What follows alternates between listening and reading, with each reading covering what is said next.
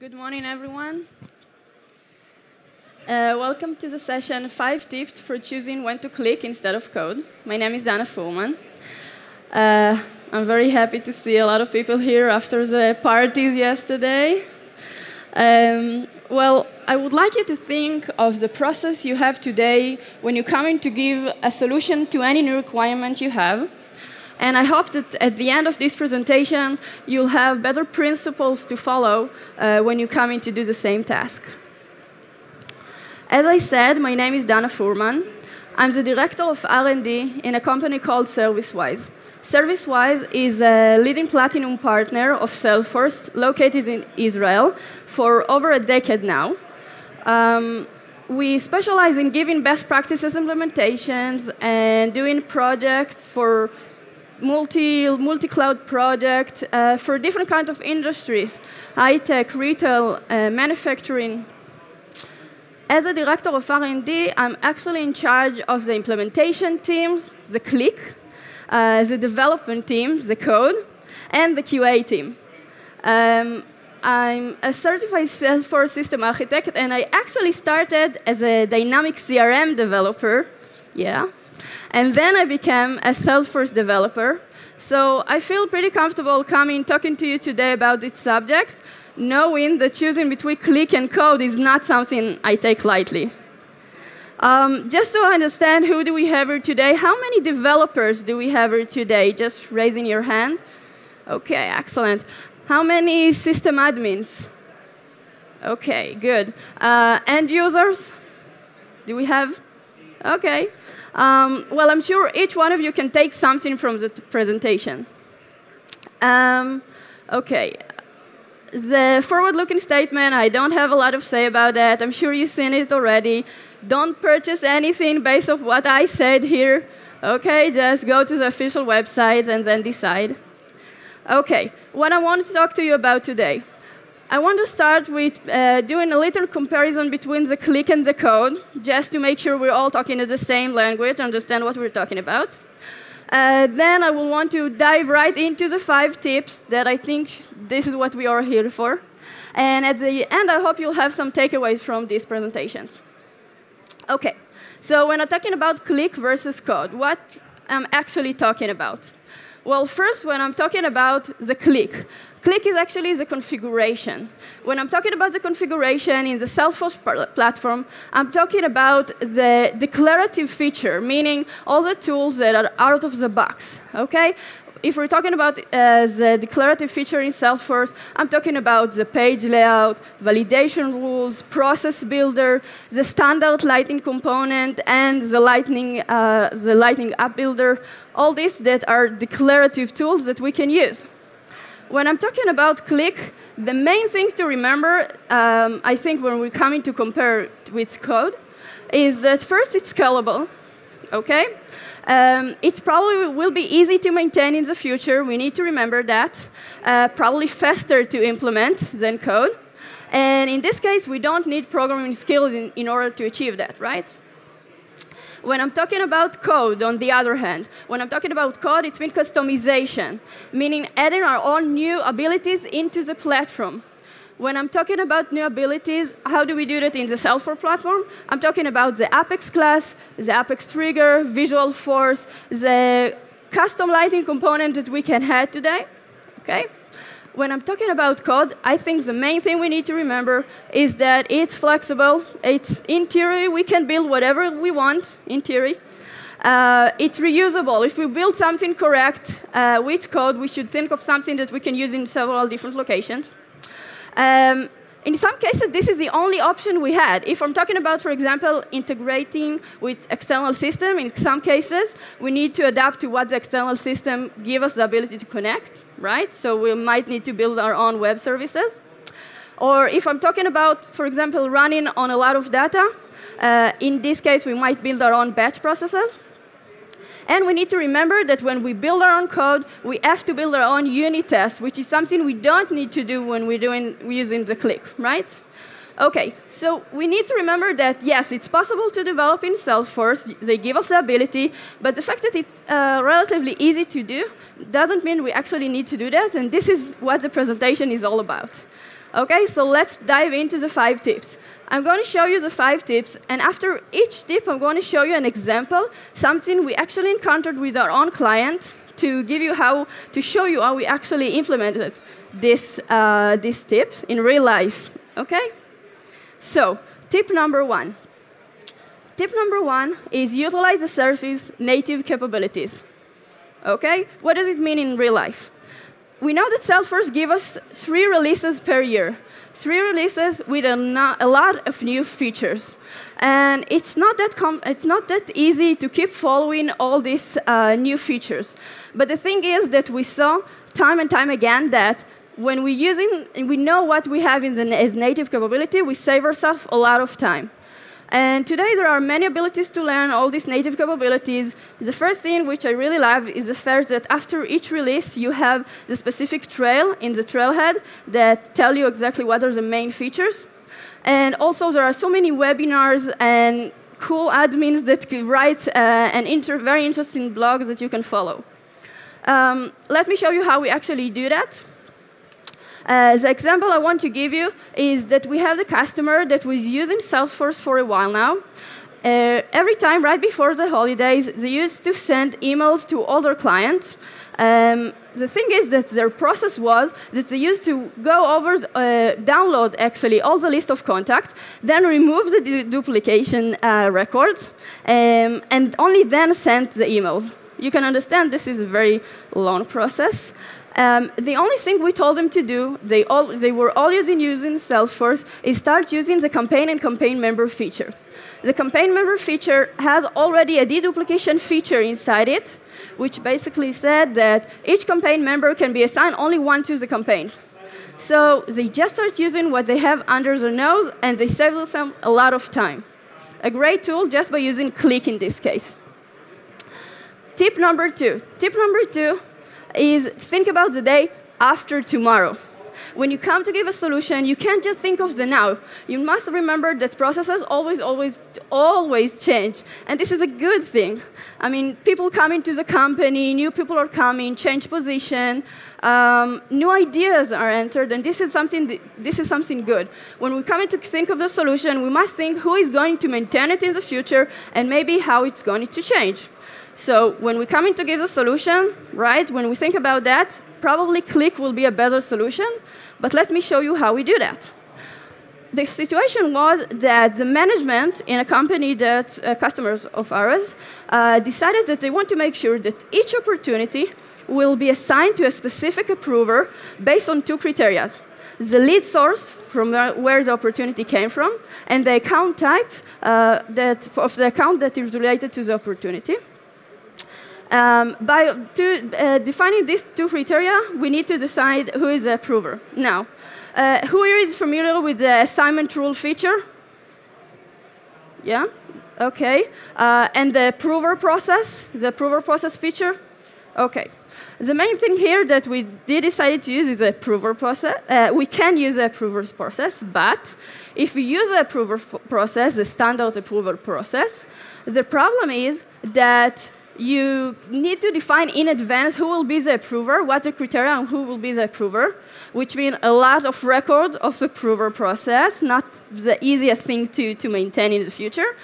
And also, another option is to define by yourself who will be the approver, but it's not relevant in our case. What we decided to do is a very cool solution, I think. We decided to use the custom metadata object. The custom metadata object is a feature Salesforce gives it to sort of save process data and not in process data, I'm sorry, but in admin data, meaning a data that you can use as part of the process you build.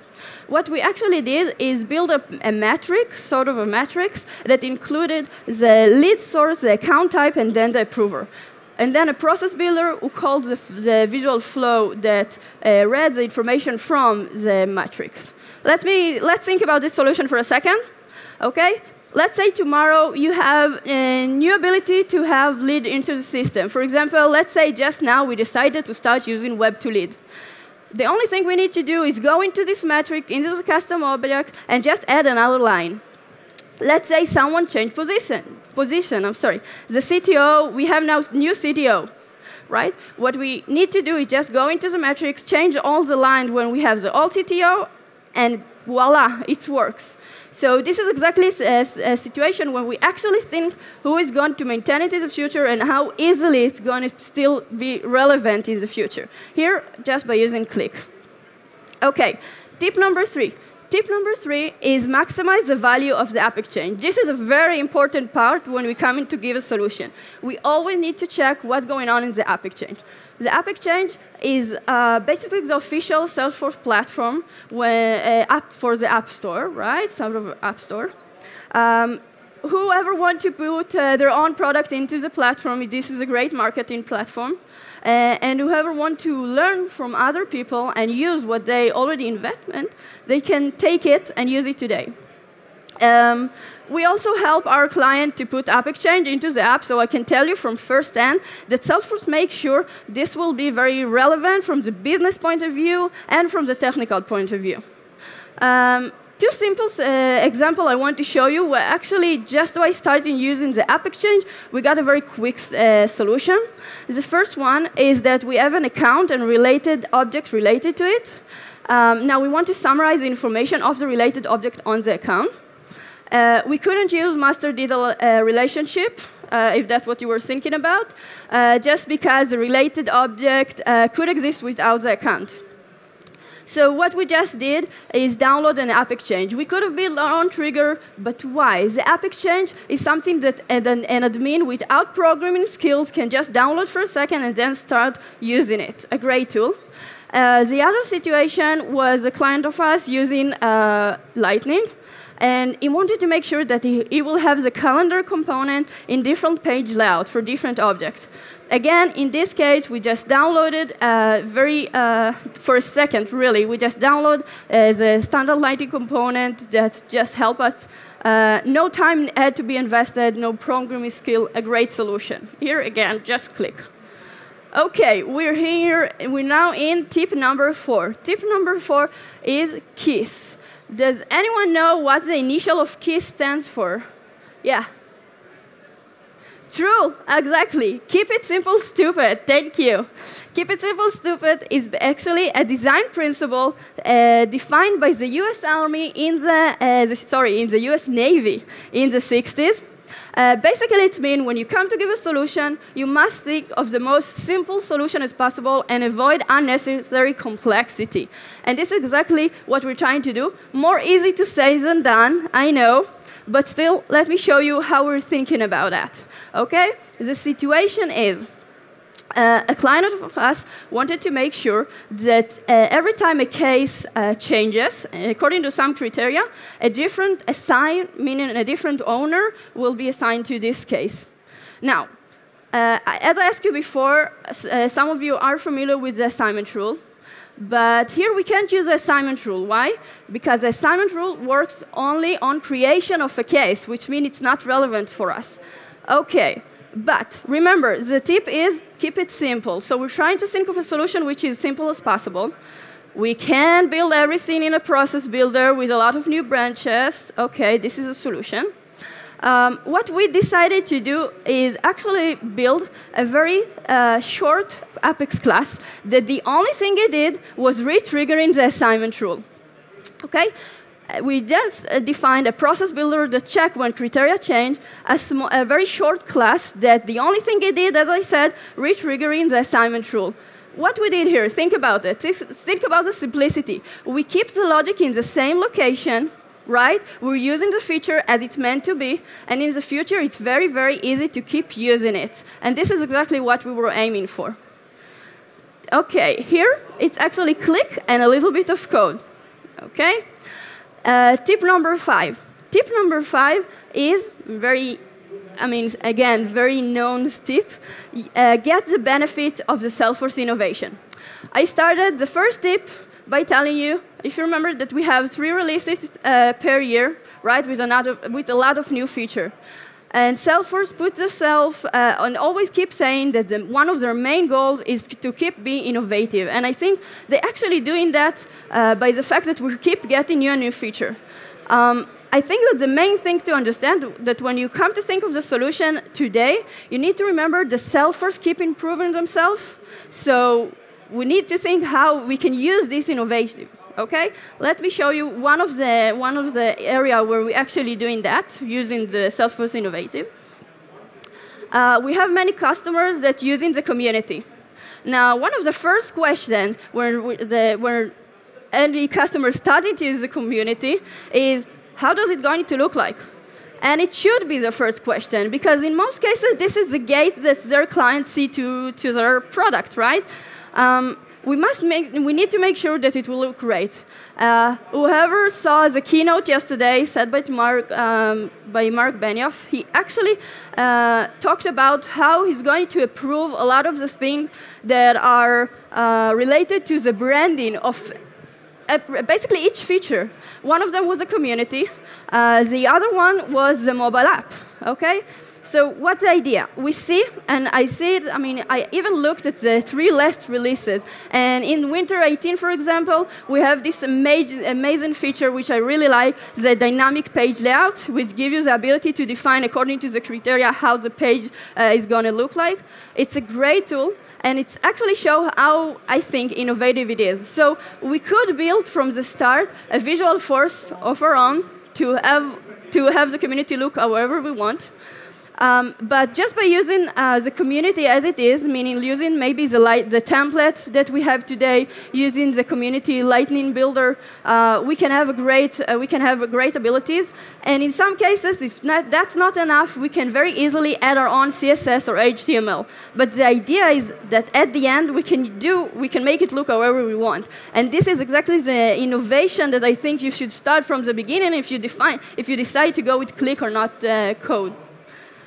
Okay, again, click and a little bit code, depend what you need.